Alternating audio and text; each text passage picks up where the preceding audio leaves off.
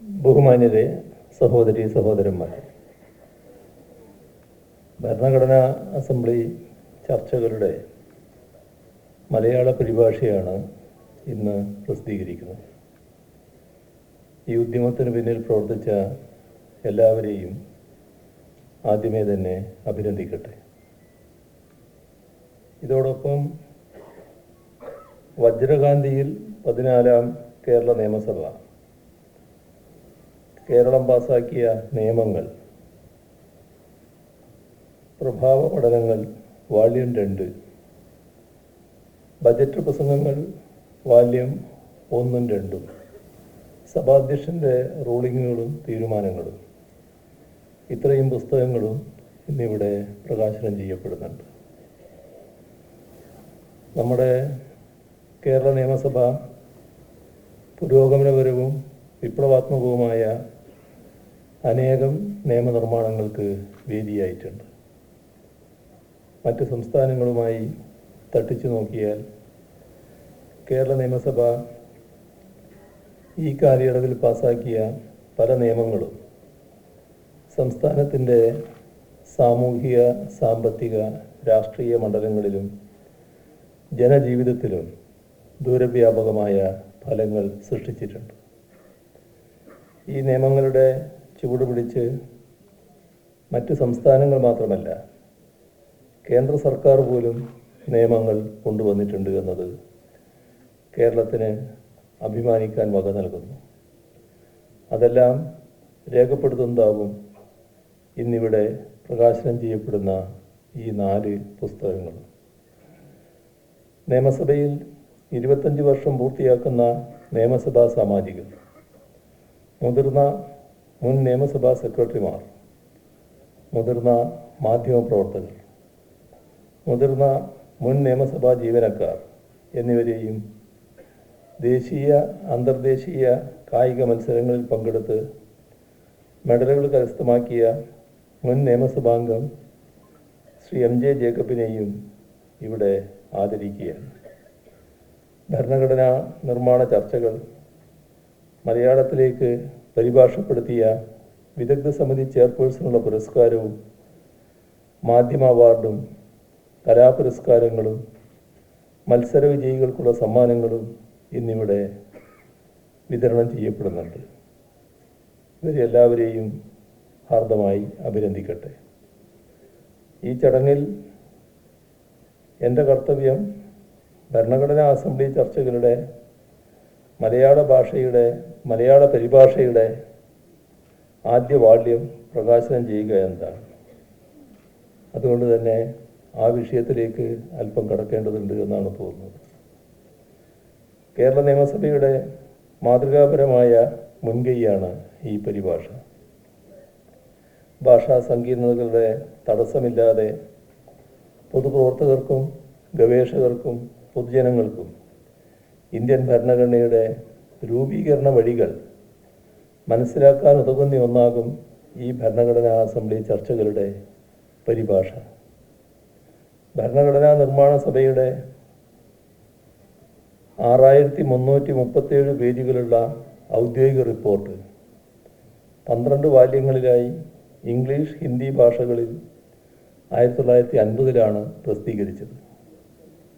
1946 December 9 മുതൽ 1949 November 26 ഭരണഘടനയ്ക്ക് അംഗീകാരം നൽകുന്നതുവരെയുള്ള ചർച്ചകളാണ് അതിൽ ഉൾപ്പെടുത്തിയിരുന്നത്.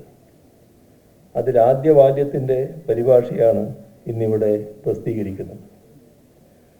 ലോകത്തെ തന്നെ ഏറ്റവും വലിയ ഭരണഘടനയാണ് നമ്മുടേത്. അതിൻ്റെ ഇംഗ്ലീഷ് കോപ്പിയിൽ 1,17,369 വാക്കുകളാണുള്ളത്. എന്നാൽ ഈ വലിപ്പത്തിലേക്കും ഗരിമയിലേക്കും നമ്മുടെ ഭരണഘടന എത്തിച്ചേർന്നത് എങ്ങനെയാണ്? അവിടെയാണ് ഭരണഘടനാ അസംബ്ലി ചർച്ചകളുടെ പ്രാധാന്യം.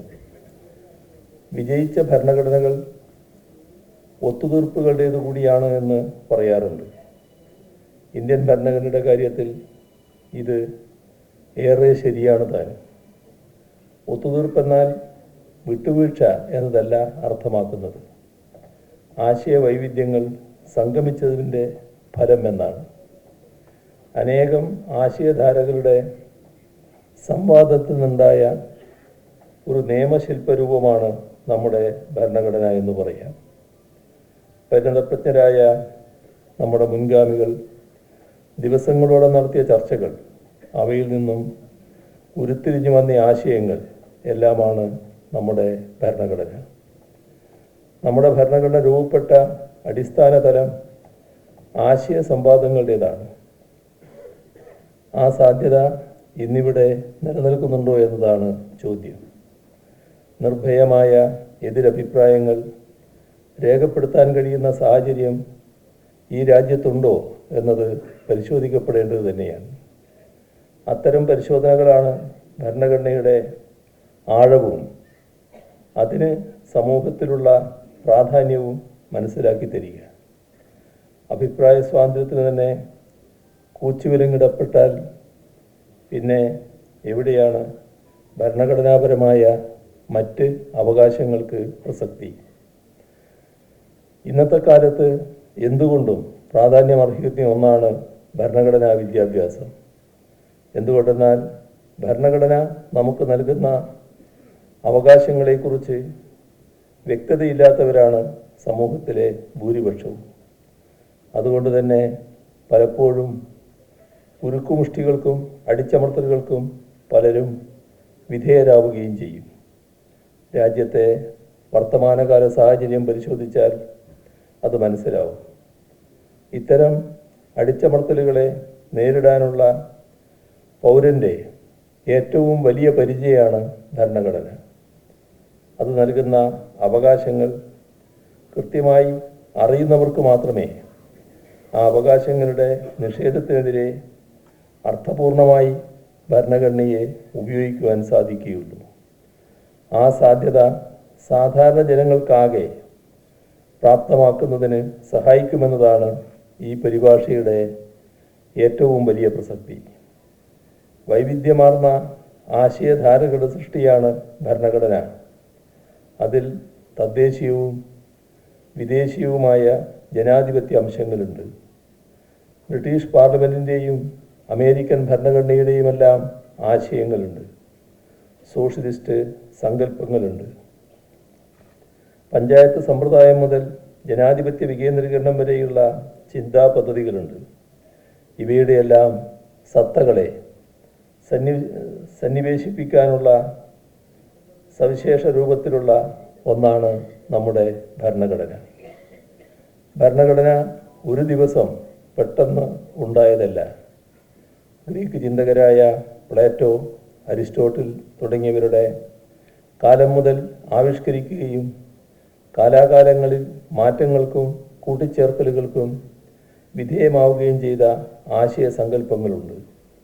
നാം ഇന്ന് കാണുന്ന ഭരണഘടനാ തത്വങ്ങൾക്ക് പിന്നിൽ അതെല്ലാമുണ്ട്. മാൻ ഈസ് ബോൺ ഫ്രീ എന്ന് മനുഷ്യ സ്വാതന്ത്ര്യത്തെക്കുറിച്ച് ഉദ്ഘോഷിച്ചപ്പോൾ പോലും but everywhere he's in chains എന്ന് പരിതപിക്കുകൂടി ചെയ്ത റൂസോ നാം നമ്മുടെ ഭരണഘടനയിൽ മൗലികാവകാശങ്ങൾ നിജപ്പെടുത്തി വ്യക്തി സ്വാതന്ത്ര്യത്തെ അംഗീകരിച്ചപ്പോൾ തന്നെ അതിന് ഏതെല്ലാം തരത്തിലുള്ള നിയന്ത്രണങ്ങൾ ഏർപ്പെടുത്താം എന്നതുകൂടി വ്യക്തമാക്കിയതിലുണ്ട്. റൂസോയുടെ ഈ ദ്വന്ദ്വചിന്തയുടെ പ്രതിഫലനം എന്ന് നാം കാണണം. ഭരണഘടനാപരമായി അനുവദനീയമായ നിയന്ത്രണങ്ങൾക്കപ്പുറത്ത് സ്റ്റേറ്റ് പലപ്പോഴും വ്യക്തി സ്വാതന്ത്ര്യത്തിന് നേർക്ക് കടന്നു കയറുന്നത് അടിയന്തരാവസ്ഥയിൽ നാം കണ്ടതാണ്. അതിൻ്റെ 50-ാം വാർഷികം കൂടിയാണല്ലോ ഇപ്പോൾ. അത്തരം നിയന്ത്രണങ്ങളുടെ കരിനിഴലുകളിൽ നിന്ന് വിമുക്തമല്ല ഇന്നും നമ്മുടെ രാഷ്ട്രം. ഇത്തരം സന്ദർഭങ്ങളിൽ ഫലപ്രദമായ പ്രതിരോധം തീർക്കാൻ ജനങ്ങൾക്ക് കഴിയണമെങ്കിൽ ഭരണഘടനയുടെ അനുശാസനങ്ങൾ മാത്രമല്ല, അതിലേക്ക് എത്തിച്ചേർന്ന വഴികളും നമ്മൾ അറിയേണ്ടതുണ്ട്. ആ അറിയിക്കൽ എന്ന ധർമ്മമാണ് ഈ പരിഭാഷ അനുഷ്ഠിക്കുന്നത്. ഭരണഘടന നൽകുന്ന അവകാശങ്ങൾ സമാനമായ പരിസ്ഥിതികളിൽ മറ്റ് രാജ്യങ്ങൾ പ്രായോഗിക തലത്തിൽ കൊണ്ടുവന്നപ്പോഴുണ്ടായ അനുഭവങ്ങളിൽ നിന്ന് വന്ന പാഠങ്ങൾ കൂടി ഈ കോൺസ്റ്റിറ്റ്യൂന്റ് അസംബ്ലി ഡിബേറ്റുകളിൽ പ്രതിഫലിക്കുന്നത് കാണാം. വൈദേശികമായതുകൊണ്ട് ഇംഗ്ലീഷ് പാടില്ല എന്ന് അധികാരസ്ഥാനത്തുള്ളവർ തന്നെ പറയുന്ന കാലമാണല്ലോ ഇത്. വൈദേശികം എന്ന മുദ്രകുത്തി എല്ലാറ്റിനെയും തള്ളുന്ന ഒരു നിലപാട് ഭരണഘടനാ നിർമ്മാതാക്കൾ സ്വീകരിച്ചിരുന്നെങ്കിൽ ഈ ഭരണഘടനയെ ഉണ്ടാകുമായിരുന്നില്ല. ഡെമോക്രസി, സെക്യുലറിസം, സോഷ്യലിസം തുടങ്ങിയ അടിസ്ഥാന ഭരണഘടനാ തത്വങ്ങൾ തന്നെ പുറത്തു നിന്ന് വന്നതല്ലേ. ആ അടിസ്ഥാനത്തിൽ തൊടാൻ പാടില്ല എന്ന് സുപ്രീം കോടതി തന്നെ തറപ്പിച്ചു പറഞ്ഞു. കേശവാനന്ദ ഭാരതിയിൽ നിന്ന് തുടങ്ങി SR ബൊമ്മെ കേസിലടക്കം ഭരണഘടനയുടെ അടിസ്ഥാന പ്രമാണങ്ങൾ ഉലക്കരുതെന്ന് കോടതി എത്രയോ വട്ടം പറഞ്ഞു. ഇതൊന്നും മറന്നുകൂടാത്തതാണ്.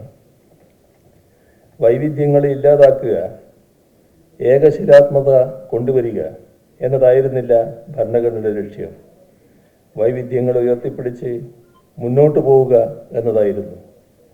വരുംകാല ലോകത്തിനു മുന്നിൽ തലയുയർത്തി നിൽക്കാൻ അങ്ങനെയൊരു ഭരണഘടനയാണ് വേണ്ടതെന്ന് അന്നേ ഭരണഘടനാ ശില്പികൾ തിരിച്ചറിഞ്ഞിരുന്നു. ആ തിരിച്ചറിവിലേക്ക് ഭരണഘടനാ അസംബ്ലി എത്തിച്ചേർന്നത് എങ്ങനെയെന്ന് വെളിപ്പെടുത്തുന്നത് കൂടിയാണ് ഭരണഘടനാ അസംബ്ലി ചർച്ചകൾ. നമ്മുടെ ഭരണഘടന ഒരേ സമയം കൺസർവേറ്റീവും ട്രാൻസ്ഫോർമേറ്റീവുമാണ്. അതിന് നിശിതമായി പറഞ്ഞു വെച്ചവയുമുണ്ട്, കാലാനുസൃതമായി മാറ്റേണ്ടതും അതിലുണ്ട്. അവ എന്തെല്ലാമെന്ന് കൃത്യമായി വെളിപ്പെടുത്തുന്നതാണ് ഭരണഘടനാ അസംബ്ലി ചർച്ചകൾ.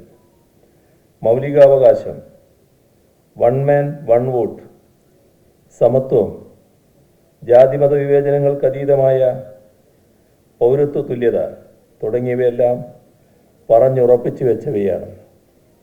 സാമൂഹികവും സാമ്പത്തികവുമായ ജനാധിപത്യം സാധ്യമാക്കാൻ കൈക്കൊള്ളേണ്ടതും സമയബന്ധിതമായി പ്രാവർത്തികമാക്കേണ്ടതുമായ കാര്യങ്ങളാണ് ട്രാൻസ്ഫോർമേറ്റീവ് അഥവാ കാലാനുസൃതമായ മാറ്റങ്ങൾക്ക് വിധേയമാകേണ്ടത്. ഈ വ്യത്യാസം എല്ലാവരും മനസ്സിലാക്കണം. എന്നാൽ മാത്രമേ ഭരണഘടനയുടെ ഈ ദ്വിമുഖ സ്വഭാവം മനസ്സിലാകൂ. മാറേണ്ടതും മാറിക്കൂടാത്തതും തമ്മിലുള്ള അന്തരം മനസ്സിലാകൂ. ആ അന്തരം മനസ്സിലാക്കി തന്നുകൊണ്ടാണ് കേശവാനന്ദ ഭാരതി കേസിൽ സുപ്രീം കോടതി മുൻപ് പറഞ്ഞ വിധി പ്രസ്താവം നടത്തിയത്. ഭരണഘടനയുടെ ആമുഖം സത്യത്തിൽ ഒരു മാർഗദീപമാണ്. നിർദ്ദേശക തത്വങ്ങളാകട്ടെ രാഷ്ട്രം സഞ്ചരിക്കേണ്ട പാതയുമാണ്. ആ ദീപം ഏറ്റുവാങ്ങി പാതകളിൽ വെളിച്ചം പടർത്തി മുന്നേറേണ്ടവർ ആ വിളക്ക് കെടുത്തി പാതയിൽ ഇരുട്ടിൽ തപ്പുന്നതാണ് പലപ്പോഴും കാണുന്നത്. ആ സാഹചര്യത്തിലാണ് ഭരണഘടനയുടെ മൂല്യങ്ങളെ ദീപങ്ങളാക്കി വിളക്കിയെടുക്കേണ്ടത് അത്യാവശ്യമാവുന്നത്. ആ ഉത്തരവാദിത്വമാണ് നാം ഏറ്റെടുക്കുന്നത്. കോൺസ്റ്റിറ്റ്യൂന്റ് അസംബ്ലി ഡിബേറ്റ് വായിച്ചാൽ നമുക്ക് മനസ്സിലാവുന്ന മറ്റൊരു കാര്യം, ഭരണഘടന കേവലമൊരു ലീഗൽ ഡോക്യുമെൻ്റ് മാത്രമല്ല, അത് ഒരു ജനതയുടെ ചരിത്രപരവും സാംസ്കാരികവുമായ പരിണാമങ്ങളുടെ ഉൽപ്പന്നം കൂടിയാണ്. സർ ഐവർ ജെന്നിങ്സിനെ പോലെ ഉള്ള നിയമപണ്ഡിതർ നീണ്ട ഭരണഘടനയ്ക്ക് അനുകൂലമായിരുന്നില്ല. എന്നാൽ കാലവും ചരിത്ര സംഭവങ്ങളും അവരുടെ നിലപാട് തെറ്റാണെന്ന് തെളിയിച്ചു. ലോകത്തിലെ ഏറ്റവും വലിയ ഭരണഘടനകളിൽ ഒന്നാണ് നമ്മുടേത്. അത് അങ്ങനെ ആയതെന്തുകൊണ്ടാണ്? മതം, ജാതി, ഭാഷാ വ്യത്യാസങ്ങളുള്ള കാലിഡോസ്കോപ്പിക് സ്വഭാവമുള്ള ഒരു ജനതയാണ് നമ്മുടേത്. ആ വൈജാത്യങ്ങളെ അംഗീകരിക്കുകയും സമന്വയിപ്പിക്കുകയും ചെയ്യേണ്ടി വന്നുകൊണ്ടാണ് ഇത് ഇത്ര നീണ്ടതായത്. ഒരു ഉദാഹരണം മാത്രം, നമ്മുടെ ഭരണഘടന അൺടച്ചബിലിറ്റിയെ ഒരു കുറ്റകൃത്യമാക്കിയിട്ടുണ്ട്. ഇന്ത്യക്ക് പുറത്ത് അൺടച്ചബിലിറ്റി എന്നാൽ എന്താണ് എന്നറിയുന്നവർ പോലും വിരളമായിരിക്കും. അൺടച്ചബിലിറ്റി തൊട്ടുകൂടായ്മയാണല്ലോ. ഇന്ത്യൻ സമൂഹത്തിൽ മാത്രമായി നിലനിന്ന ഈ തൊട്ടുകൂടായ്മ എന്തെന്ന് ലോകത്ത് മറ്റൊരു സമൂഹത്തിനും അറിയില്ല. സാംക്രമിക രോഗമുള്ളതുകൊണ്ട് തൊട്ടുകൂടാതായി എന്നേ അവർ കരുതൂ. സാമൂഹിക ദുരാചാരമാണെന്ന് മനസ്സിലാകില്ല.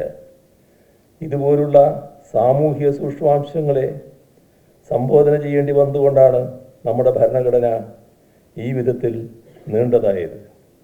ഇതുമാതിരിയുള്ള ചരിത്രപരവും സാംസ്കാരികവുമായ അംശങ്ങൾ എങ്ങനെ ഭരണഘടനയിൽ ഉൾച്ചേർന്നു എന്നത് ആ ഡിബേറ്റ് വായിച്ചാലേ മനസ്സിലാകൂ. ഡോക്ടർ BR അംബേദ്കറെ പോലുള്ള പ്രതിഭാശാലികൾക്ക് ആദരാഞ്ജലികൾ അർപ്പിച്ചുകൊണ്ടുകൂടി വേണം ഭരണഘടനയെ മനസ്സിലാക്കുക എന്ന ഉത്തരവാദിത്വം ഏറ്റെടുക്കേണ്ടത്. സമൂഹത്തിൽ ഏറ്റവും അധസ്ഥിതരെ, ഏറ്റവും ചൂഷണം ചെയ്യപ്പെട്ടവരെക്കുറിച്ചുള്ള കരുതലോടെ ഭരണഘടനാ നിർമ്മാണത്തിൽ ഇടപെട്ട നേതാവാണ് അംബേദ്കർ. രാഷ്ട്രീയ ജനാധിപത്യത്തിൽ സാമൂഹ്യ നീതി, ജനാധിപത്യ നീതി എന്നിവ രാഷ്ട്ര ശരീരത്തിൻ്റെ രക്തമാംസങ്ങളാണ് എന്ന് നമ്മെ അദ്ദേഹം ഓർമ്മപ്പെടുത്തി. ആ നീതിയില്ലെങ്കിൽ, ആ രക്തവും മാംസവുമില്ലെങ്കിൽ രാഷ്ട്ര ശരീരം ബാക്കിയുണ്ടാവില്ല എന്നർത്ഥം. ഇക്കാര്യം നാം നമ്മെ തന്നെ ഓർമ്മിപ്പിക്കേണ്ട ഘട്ടമാണിത്. നമ്മുടെ ഭരണഘടനയുടെ അടിസ്ഥാന തത്വങ്ങൾ അതിൻ്റെ ആമുഖത്തിൽ തന്നെ വിവരിച്ചിട്ടുണ്ട്. നാം ഇന്ത്യൻ ജനത എന്ന് തുടങ്ങി പരമാധികാര സോഷ്യലിസ്റ്റ് മതനിരപേക്ഷ ജനാധിപത്യ റിപ്പബ്ലിക്കായി ഇന്ത്യയെ പ്രഖ്യാപിക്കുന്നു. അതിൽ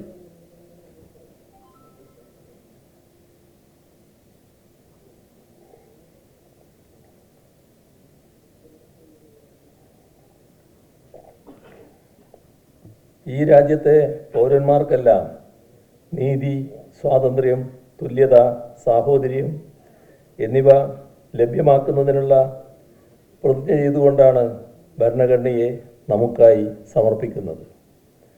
നീതി ഉറപ്പാക്കാൻ പ്രതിജ്ഞാബദ്ധമായി രാജ്യത്ത് അത് ഉറപ്പാക്കപ്പെടുന്നുണ്ടോ? സാമൂഹികവും സാമ്പത്തികവും രാഷ്ട്രീയവുമായ നീതി ഉറപ്പാക്കപ്പെടുന്നുണ്ടോ? ചില വിഭാഗങ്ങളെ നീക്കി നിർത്തണമെന്നും ഒരു വിഭാഗത്തിന് മാത്രം മേൽക്കൈ വരണമെന്നും വാദിക്കുന്നവർക്ക് മേൽക്കൈ ഉണ്ടാകുമ്പോൾ സാമൂഹ്യനീതി ഇല്ലാതാവുന്നു. ദരിദ്രർ കൂടുതൽ ദരിദ്രരാകുമ്പോൾ സാമ്പത്തിക നീതി ഇല്ലാതാവുന്നു. സംസ്ഥാനങ്ങൾക്ക് രാഷ്ട്രീയ അഭിപ്രായ വ്യത്യാസത്തിൻ്റെ പേരിൽ അർഹമായ വിഹിതം നിഷേധിക്കുമ്പോൾ രാഷ്ട്രീയ നീതിയും ഇല്ലാതാവുകയാണ്. സ്വാതന്ത്ര്യമെന്നത് ചിന്തിക്കാനും അഭിപ്രായ പ്രകടനം നടത്താനും ആവിഷ്കാരം നടത്താനും ആരാധന നടത്താനുമുള്ള സ്വാതന്ത്ര്യം കൂടിയാണ്. എന്നാൽ അത് പൂർണ്ണമായും അനുവദിക്കപ്പെടുന്നുണ്ടോ? ഇല്ലെന്ന് തന്നെ പറയേണ്ടി വരും. അഭിപ്രായം പ്രകടിപ്പിച്ച ചിലർക്ക് ജീവൻ നഷ്ടമാകുന്ന അവസ്ഥ, മറ്റു ചിലർക്ക് ജയിലിലാകേണ്ടി വരുന്ന അവസ്ഥ.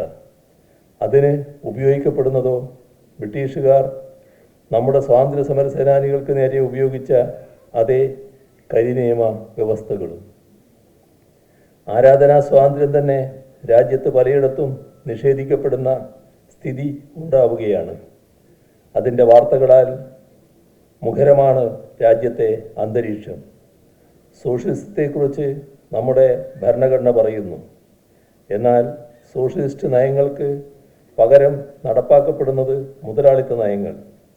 പൊതുമേഖല വിറ്റഴിക്കലും കോർപ്പറേറ്റ് നികുതി ഇളവ് നൽകലും തൊഴിൽ സമയം മുതലാളിക്ക് തോന്നുന്ന പോലെ മാറ്റുന്നതിനുള്ള അധികാരം നൽകലും എല്ലാം നടക്കുന്നുണ്ട്. ഇത്തരത്തിൽ ഭരണഘടനയുടെ അടിസ്ഥാന തത്വങ്ങൾ തന്നെ ഭരണഘടനാപരമായി നിലവിൽ വന്ന സർക്കാരുകൾ വ്യതിചലിക്കുമ്പോൾ ഓരോ ആർട്ടിക്കിളിലേക്കും നമ്മുടെ ഭരണഘടനാ അസംബ്ലി എത്തിച്ചേർന്നെങ്ങനെയെന്ന് പരിശോധിക്കുന്നത് ഉചിതമാകും. മതനിരപേക്ഷത, പൗരത്വം, സംസ്ഥാനങ്ങളുടെ പദവി, പ്രസിഡൻഷ്യൽ ഭരണരീതി എന്നിങ്ങനെയുള്ള വിഷയങ്ങൾ നമ്മുടെ ഭരണഘടനാ ശില്പികൾ ചർച്ച ചെയ്തിരുന്നു. അതിലോരോന്നിലും അവർ തീരുമാനങ്ങളിൽ എത്തിച്ചേർന്നത് എങ്ങനെ? ഇതെല്ലാം പൊതുജനങ്ങൾക്ക് മനസ്സിലാക്കാം.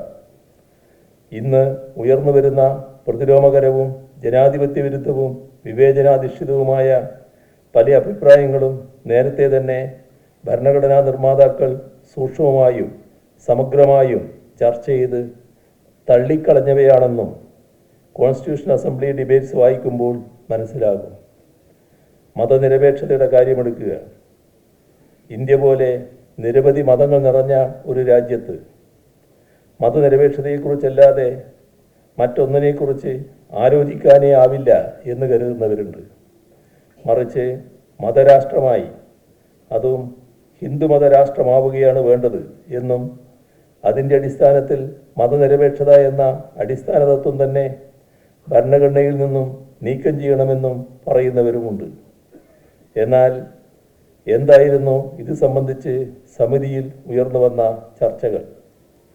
ഭരണഘടനാ അസംബ്ലിയിലെ ചർച്ചകളിൽ മതനിരപേക്ഷതയെ സംബന്ധിച്ച് 3 കാഴ്ചപ്പാടുകൾ ഏറ്റുമുട്ടുന്നുണ്ട്. ആദ്യത്തേത് മതം ഭരണ സംവിധാനങ്ങളെ നിയന്ത്രിക്കുന്ന നില വേണ്ട എന്നതാണ്. ഗാന്ധിജി നേരത്തെ തന്നെ ഈ ആശയം മുന്നോട്ട് വെച്ചതാണ്. HV കാമത്തിനെ പോലുള്ളവർ ഇതിനായി ശക്തിയുക്തം വാദിച്ചു. ഭരണ സംവിധാനങ്ങൾ മതവിശ്വാസത്തിൽ ഇടപെടരുത് എന്നാണ് മറ്റൊരു വാദം. എല്ലാ മതങ്ങളോടും തുല്യ ആദരവ് എന്നതായിരുന്നു മൂന്നാമത്തേത്. ഏതെങ്കിലും ഒരു മതത്തെ ഔദ്യോഗികമായി പ്രഖ്യാപിക്കാതെ, ഒരു മതത്തെയും പ്രത്യേകമായി പ്രോത്സാഹിപ്പിക്കാതെ, മതാടിസ്ഥാനത്തിൽ ആർക്കും പ്രത്യേക പരിഗണന നൽകാതെ നിലനിൽക്കുന്ന ഒരു രാഷ്ട്രസങ്കല്പമാണ് മറ്റു ചിലർ മുന്നോട്ട് വെച്ചത്. രാഷ്ട്രീയവും മതവും പരസ്പരം കലർത്താതെ വേർതിരിച്ച് മുന്നോട്ട് പോകണം എന്ന് ഇനിയും ഒരു കൂട്ടർ വാദിച്ചു. എന്നാൽ അതിനെ ദുർബലപ്പെടുത്താനുള്ള ശ്രമങ്ങൾ ഉണ്ടാവുകയാണ്. അതിനെ പ്രതിരോധിക്കാൻ ഭരണഘടനാ സമിതിയിൽ നടന്ന ചർച്ചകളെക്കുറിച്ച് ആഴത്തിൽ അറിഞ്ഞിരിക്കേണ്ടത് അനിവാര്യമാണ്. അതുപോലെ തന്നെയാണ് പൗരത്വം സംബന്ധിച്ച് ഉയർന്നു വന്ന ചർച്ചകളും. നമ്മുടെ ഭരണഘടനയുടെ 5 മുതൽ 11 വരെയുള്ള അനുച്ഛേദങ്ങളിലാണ് ഇന്ത്യൻ പൗരത്വം എന്ന കാഴ്ചപ്പാട് വിശദമാക്കിയിട്ടുള്ളത്. കോൺസ്റ്റിറ്റ്യൂഷൻ അസംബ്ലിയിലെ ചർച്ചകളിൽ ഭരണഘടനാ നിർമ്മാതാക്കൾ ഇക്കാര്യം വളരെ ഗൗരവമായും വിശദമായും ചർച്ച ചെയ്തിട്ടുണ്ട്. എന്നാൽ അതിലെവിടെയും പൗരത്വം നൽകുന്നതിന് മതം ഒരു ഘടകമാക്കണമെന്ന സൂചന പോലുമില്ല. മറിച്ച് അങ്ങനെ ആവരുത് എന്ന കാര്യത്തിൽ കൃത്യമായ വ്യക്തത ഉണ്ട് താനും. ഇന്ത്യ എന്ന രാജ്യത്തോട് കൂറുപുലർത്താൻ തയ്യാറുള്ള ജനങ്ങൾക്ക് പൗരത്വം നൽകുക എന്ന നിലപാടാണ് ആ ചർച്ചകളിലാകെ പ്രതിഫലിച്ചു നിൽക്കുന്നത്. മതത്തിൻ്റെ അടിസ്ഥാനത്തിലുള്ള പൗരത്വം എന്നത് 3/4 നൂറ്റാണ്ടോളം മുൻപ് ചർച്ച ചെയ്ത് തള്ളിക്കളഞ്ഞ ഒന്നാണ്. ആ അഭിപ്രായത്തെയാണ് ഇപ്പോൾ പുനരുജ്ജീവിപ്പിക്കാനുള്ള ശ്രമങ്ങളുണ്ടാവുന്നത്. പൗരത്വ നിയമ ഭേദഗതിയിലും മറ്റും നമ്മൾ കണ്ടതാണ്. ഭരണഘടനാ അസംബ്ലിയിൽ സ്വാഭാവികമായും സംസ്ഥാനങ്ങളുടെ സ്വയംഭരണത്തേക്കാൾ ഇന്ത്യയുടെ ഏകീകൃതമായ രീതിക്ക് ഊന്നൽ നൽകുന്ന ഭരണഘടനാ വ്യവസ്ഥകളാണ് ഉണ്ടായത്. ഇത്തരത്തിൽ അർദ്ധ ഫെഡറൽ രീതിയിലാണ് ഭരണഘടനയിൽ കേന്ദ്ര സംസ്ഥാന ബന്ധങ്ങൾ വിഭാവനം ചെയ്യപ്പെട്ടത്. ധനപരവും സാമ്പത്തികവുമായ അധികാരങ്ങളിൽ കേന്ദ്രത്തിനാണ് ഭരണഘടന മുൻഗണന നൽകിയത്.